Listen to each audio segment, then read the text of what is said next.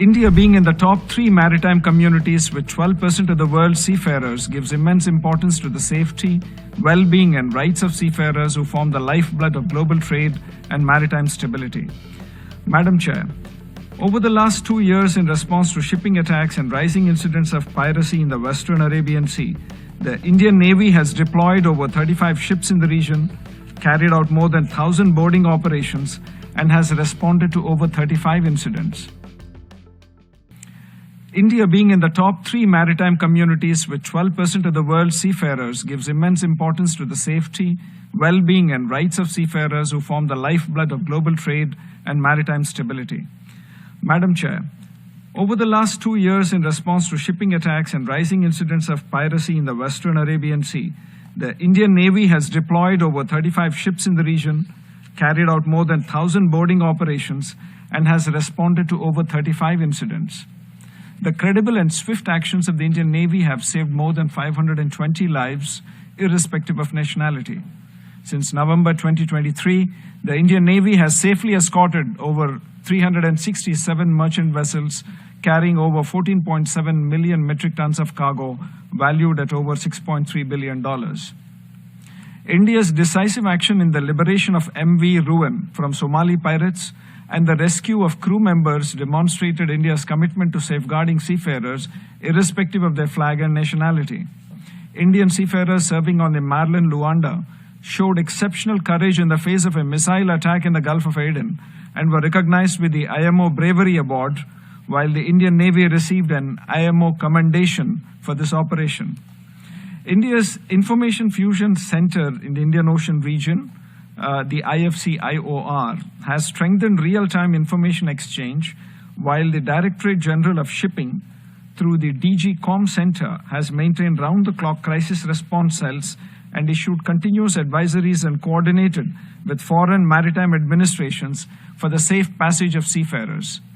I bring to kind attention of the Chair that IMO has added the IFC-IOR as a key reporting center in the IMO Best Management Practices Maritime Security. The next logical step is to include the IFC-IOR as the IOR's primary reporting center in the IMO Maritime Safety Committee resolution. The support of member states in this noble endeavor would be invaluable to our collective maritime security. India has taken systematic steps to strengthen maritime labor protection through full incorporation of the Maritime Labour Convention 2006 into its domestic legislation. Recent reforms have also introduced explicit financial security requirements, ensuring that seafarers are never left abandoned or without recourse. India has also strengthened regulation of the recruitment and placement service providers to prevent exploitation, illegal fee charging, and contract irregularities.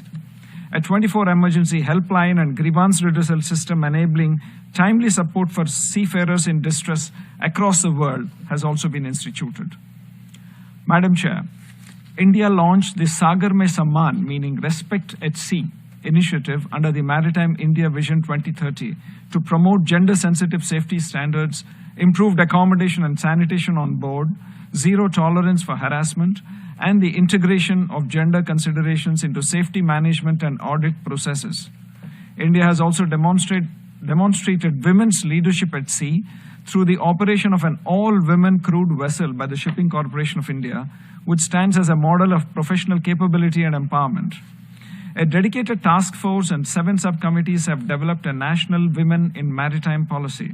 All these reflect our commitment to building an inclusive and equitable maritime workforce.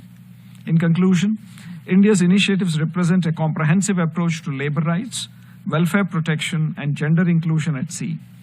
India stands ready to work with the international community to strengthen seafarer protection, promote gender equality, and improve the lives of those who serve aboard ships. Our efforts shall continue to be in consonance with our national vision of Mahasagar, or a mutual and holistic advancement for security and growth across regions. I thank you, Madam Chair.